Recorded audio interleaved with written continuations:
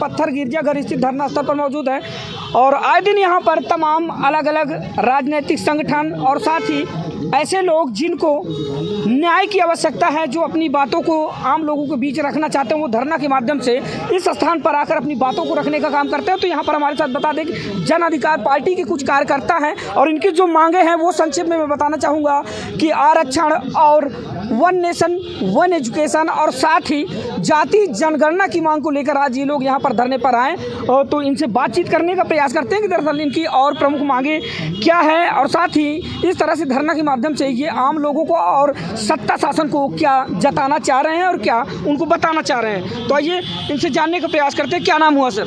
लाखन सिंह राजपासी। आज यहाँ धरना स्थल पर जन अधिकार पार्टी के मंच से इस तरह से धरना देने का क्या उद्देश्य है आप लोगों का? जन अधिकार पार्टी का उद्देश्य ये है कि भारतीय संविधान में जो अधिकार हमें प्रदत्त किए गए हैं बाबा साहेब डॉक्टर भीमराव अम्बेडकर के द्वारा, भारतीय जनता पार्टी की सरकार जो केंद्र में बनी है और उत्तर प्रदेश में जो बनी है, दलितों और पिछड़ों के अधिकारों पर आए दिन कटौती का डंडा चलाती है और इसके एक नहीं दर्जनों उदाहरण हैं। भारतीय जनता पार्टी से दलित और पिछड़े वर्ग के लोग अत्यंत पीड़ित हैं। बड़े संघर्ष के बाद 3-4 हज़ार साल के संघर्ष के बाद, हमारे पूर्वजों के संघर्ष के बाद हमें जो अधिकार भारतीय संविधान के द्वारा मिले हैं और दलितों और पिछड़ों का जो उद्धार हुआ है उस पर भारतीय जनता पार्टी ने एक एक करके कटौती करने का काम किया है। हमारे सारे अधिकारों पर ज़बरदस्त कुल्हाड़ी चलाने का काम किया है। हम लोग दलित और पिछड़े भारतीय जनता पार्टी की सरकार से अत्यंत पीड़ित हैं। वहीं पर आरक्षण खत्म करने की मांग हो रही है, आप आरक्षण की मांग कर रहे हैं, तो इसमें क्या चाहते हैं आप कि आरक्षण, आपको किस तरह का आरक्षण जो है आप लोग? अगर आरक्षण समाप्त करने की बात है तो पहले सवर्णों के नाना प्रकार के आरक्षण को समाप्त किया जाए। जमीनों में उनका आरक्षण है 80%, धर्म के आधार पर मंदिरों में उनका आरक्षण है, जाति आरक्षण है, उनको जाति के नाम पर सम्मान है, उनका जाति के नाम पर अपमान की व्यवस्था है। भारत में, संसार में कोई ऐसा देश है जहाँ इस प्रकार की व्यवस्था हो? ये विश्व गुरु बनते हैं नरेंद्र मोदी और जब विदेशों में जाते हैं तो महात्मा गौतम बुद्ध का बखान करते हैं, वहाँ जाकर के क्यों नहीं कहते? रही बात मंदिरों की, तो आपने मंदिरों का आरक्षण जब बताया तो मंदिरों के तो जाहिर सी बात है हमेशा से चला आया है कि जो ब्राह्मण वर्ग या ब्राह्मण कुल में जो पैदा होगा वही जो है मंदिर में पूजा पाठ करवाएगा, वो तो हमेशा से चला आया। क्रांति का नाम यही है, परिवर्तन, और हर क्षेत्र में परिवर्तन का नाम है क्रांति। जो हजारों बरस से कोई परंपरा चली आई है सड़ी गली, जिससे हमको और हमारे बच्चों को और आने वाली पीढ़ियों को तकलीफ है, तो उसको हम उलट नहीं देंगे। उस व्यवस्था को हम चलने देंगे? हम नहीं चलने देंगे। अब जन अधिकार पार्टी तो कतई नहीं चलने देगी।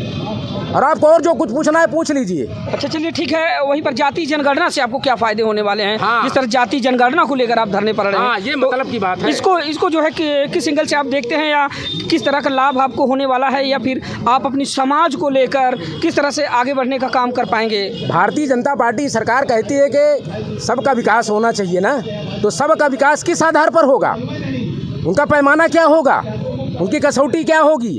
जब वो जाति जनगणना करवाएंगे तभी तो पता चलेगा कि दलित और पिछड़ों की आबादी पूरे देश में या उत्तर प्रदेश में कितनी है। उसके हिसाब से तमाम योजनाएं बनेंगी, दलितों और पिछड़ों के सम्मान के लिए, उनके अधिकार के लिए योजनाएं बनेंगी। लेकिन भारतीय जनता पार्टी का छोटा से लेकर के बड़ा नेता, और बड़े दुर्भाग्य की बात है कि भारतीय जनता पार्टी में जो दलित और पिछड़े जो सांसद और विधायक हैं वो इतना दबे और डरे हुए हैं कि जब हम लोग उनसे बात करने जाते हैं उनके घरों पर तो बड़ी अच्छी बात करते हैं, लेकिन भारतीय जनता पार्टी के मंच पर जब उनसे पूछा जाता है कि दलितों और पिछड़ों के बारे में आपकी क्या सोच है, तो दलितों और पिछड़ों के बारे में वो अपने आकाओं की सोच को बताते हैं, अपनी सोच नहीं बताते। ये दुर्भाग्य है। अगर चलिए मान लेते हैं कि जाति जनगणना अगर होती भी है तो जो आपकी SC OBC माइनॉरिटी है, अगर उसकी जनसंख्या ज़्यादा मतलब पाई जाती है, तो उससे आपको क्या बेनिफिट होने वाला है? उससे तो बेनिफिट ही बेनिफिट होगा हमारा लोगों जैसे का। कि जैसे होगा आरक्षण हमारा बढ़ेगा, सरकारी नौकरियों में हमारा आरक्षण बढ़ेगा, हर क्षेत्र में हमारा आरक्षण बढ़ेगा, हमारे लोगों को नौकरी मिलेगी। और दुख की बात तो ये है कि आरक्षण बढ़ने से ही क्या होगा, जब भारतीय जनता पार्टी की सरकार होगी तो कटौती करती चली जाएगी। चलिए ठीक है, आज भारतीय जनता पार्टी की सरकार है, इससे पहले कांग्रेस की भी सरकार थी, तो क्या उस समय भी आपने अपनी मांगों को मुखर किया था? भाई कांग्रेस की जब सरकार थी तभी तो आंदोलन मायावती के नेतृत्व में उत्तर प्रदेश में कांशीराम के नेतृत्व में पनपा। अच्छा, कांग्रेस का रवैया अगर ठीक होता तो बहुजन समाज पार्टी क्यों बनती? भारतीय जनता पार्टी का रवैया अगर ठीक होता तो जन अधिकार पार्टी बनाने की क्या ज़रूरत पड़ती है हमको, हैं? तो जो राजनीतिक दल पहले से बने हुए हैं और अगर वो दलितों और पिछड़ों के सम्मान और अधिकार के लिए भरपूर ईमानदारी से समाज के सभी वर्गों, सभी जातियों का विकास नहीं किया, तभी तो राजनीतिक दल बनाने पड़ रहे हैं ना, तभी तो राजनीतिक दल बनाने पड़ रहे हैं। चलिए ठीक है, अगर आपकी मांगों पर प्रकाश नहीं डाला गया या आपकी मांगों पर जो है कोई ध्यान नहीं दिया गया तो इसके बाद देखिए, तमाम प्रकार के आंदोलन होते हैं, जनता को इकट्ठा करके, जन अधिकार पार्टी के कार्यकर्ताओं को इकट्ठा करके आंदोलन करते हैं, हल्ला मचाते हैं, शोर मचाते हैं, ज़रूरत पड़ने पर हाई कोर्ट, सुप्रीम कोर्ट का दरवाज़ा भी खटखटाते हैं। और जब अति हो जाएगी ना तो फिर गृह युद्ध होता है, जानते हैं आप? गृह युद्ध। उसके बाद फिर क्रांति होती है, फिर परिवर्तन होता है, फिर सरकारें पलट जाती हैं। प्रधानमंत्री और मुख्यमंत्री, आपने देखा ना श्रीलंका में प्रधानमंत्री, वहाँ जो श्रीलंका का प्रधानमंत्री था उसको चारों तरफ से जनता ने घेर लिया था और जनता ने कहा इसमें आग लगा दो।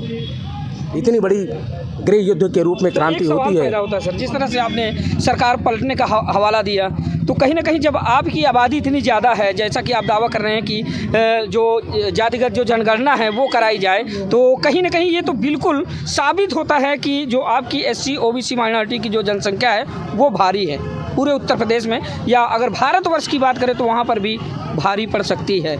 तो वर्तमान सरकार भाजपा की है, किस तरह से सत्ते में आई? सत्ते में भारतीय जनता पार्टी एक दिन में तो आई नहीं है, कैसे आई? 100 बरस से ज़्यादा उसके संघर्ष में लगे हैं और उसके पीछे जो ताकत है, धर्म वाली ताकत, RSS वाली ताकत है, एक एक लोगों को जोड़ करके भारतीय जनता पार्टी बनी है। और सारे राजनीतिक दलों का निर्माण हम लोगों के सामने लगभग ज़्यादा से ज़्यादा हुआ है। हम जानते हैं राजनीतिक दल का निर्माण कैसे होता है, तो वही चीज़ तो हम जानना चाहते हैं। सुनिए, जन अधिकार पार्टी का निर्माण हो रहा है बहुत तेज़ी से और भारतीय जनता पार्टी बहुत लंबे समय के बाद राज सत्ता में आई है और जन अधिकार पार्टी को ज़्यादा समय नहीं लगेगा सत्ता में आने के लिए।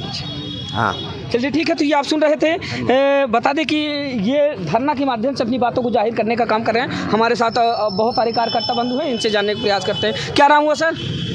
पंकज मनु विश्वकर्मा, प्रदेश अध्यक्ष युवा मोर्चा जन अधिकार पार्टी उत्तर प्रदेश। जी, तो आज धरने के माध्यम से क्या जो है आप जताना चाह रहे थे, क्या सरकार से आप बताना चाह रहे थे हम लोगों के बीच में, जो आपके SC OBC माइनॉरिटी के जो लोग हैं और जिस तरह से आपके मुद्दे हैं आरक्षण और जातीय जनगणना और साथ ही 1 नेशन 1 एजुकेशन, तो इसके माध्यम से क्या मैसेज देना चाह रहे हैं आप अपने समाज को या सरकार को?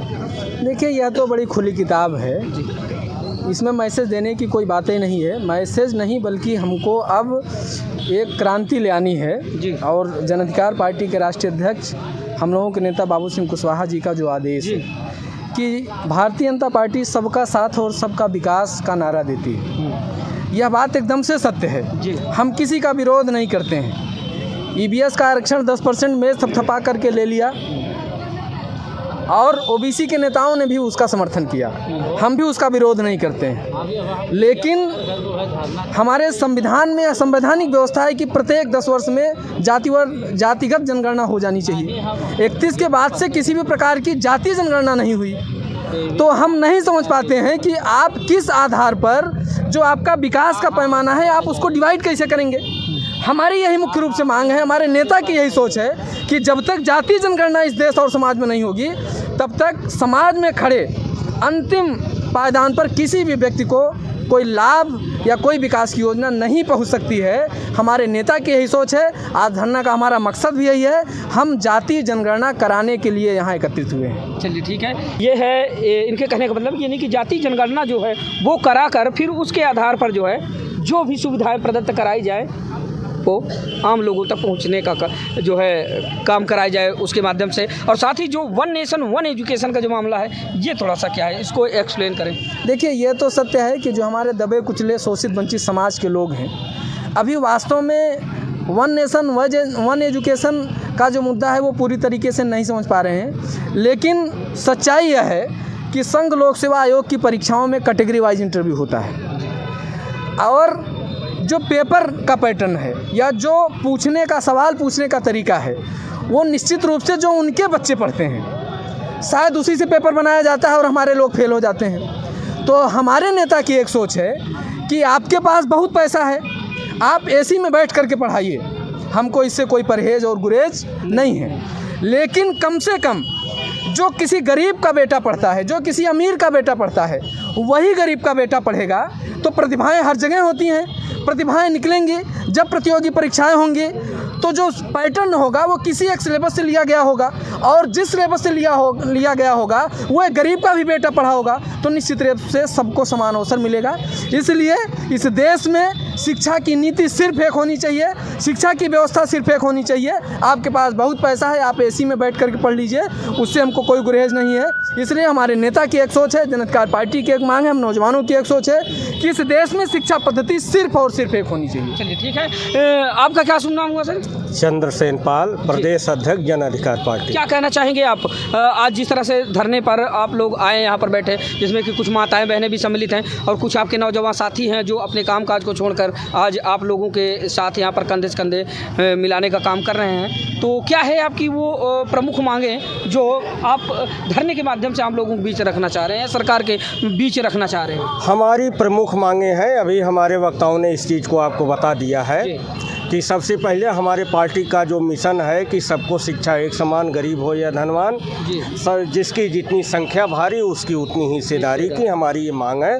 हम 2020 से ये हर सोमवार को धरना प्रदर्शन और ज्ञापन के माध्यम से अपनी मांगें जो है हम डीएम के माध्यम से जो है राज्यपाल से मांगते चले आ रहे हैं। हाँ, एकदम क्लियर कट अभी सभी लोगों ने बता दिया कि जब तक जाति जनगणना नहीं होगी तब तक भारत का संविधान भारत में सही रूप से लागू नहीं हो पाएगा, क्योंकि तमाम सारी सुविधाएं, तमाम सारी बातें उस भारत के संविधान में बाबा साहब भीमराव अम्बेडकर ने गरीबों, शोषितों, शेड्यूल कास्ट और शेड्यूल ट्राइब्स और माइनॉरिटीज के लोगों के लिए उसमें लिखी गई हैं। हमारा सिर्फ ये मांग है कि पूर्ण रूप से भारत का संविधान भारत में लागू होना चाहिए। जब तक ये जाति जनगणना नहीं होगी तब तक ये लागू नहीं हो पाएगा। और एक सूत्र और है आपका, समान शिक्षा का अधिकार जी, इससे आप क्या बताना चाह रहे हैं या क्या आप जाहिर करना चाह रहे हैं कि समान शिक्षा का अधिकार कैसा होना चाहिए? जी, तो एक सबको शिक्षा एक समान, गरीब हो या धनवान, का मतलब ये है कि एक ही पाठ्यक्रम, चाहे यूपी बोर्ड में हो चाहे सीबीएसई या आईसीएसई बोर्ड में हो, तो गरीब का भी बच्चा टाट पट्टी पर बैठ करके वही सिलेबस, वही किताबें पढ़ना चाहिए जो अमीर का बच्चा एसी में बैठ करके पढ़ रहा है।